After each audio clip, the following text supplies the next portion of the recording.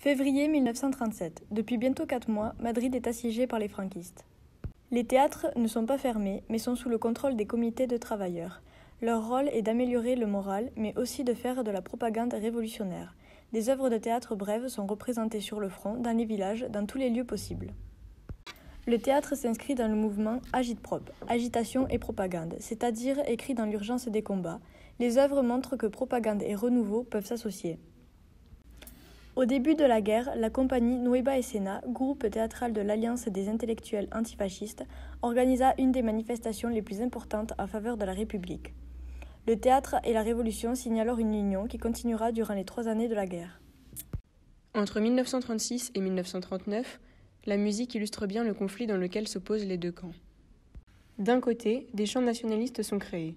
Ils abordent les thèmes de la patrie, de la force militaire, de la guerre, comme Cara al Sol, l'hymne des nationalistes. Ces chants ont un rythme strict, solennel et jouent un rôle de propagande et d'endoctrinement de la population.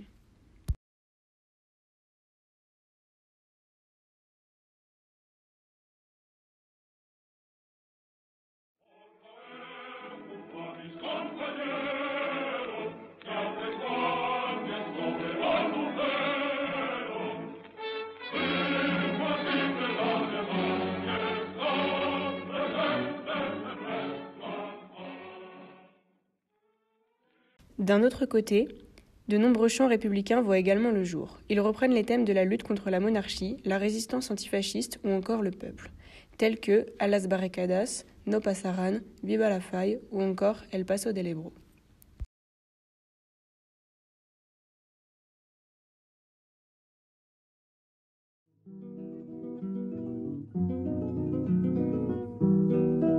Los moros que trajo Franco en Madrid quieren entrar, mientras quieren milicianos, los moros no pasarán, mientras quieren milicianos, los moros no pasarán, no pasarán.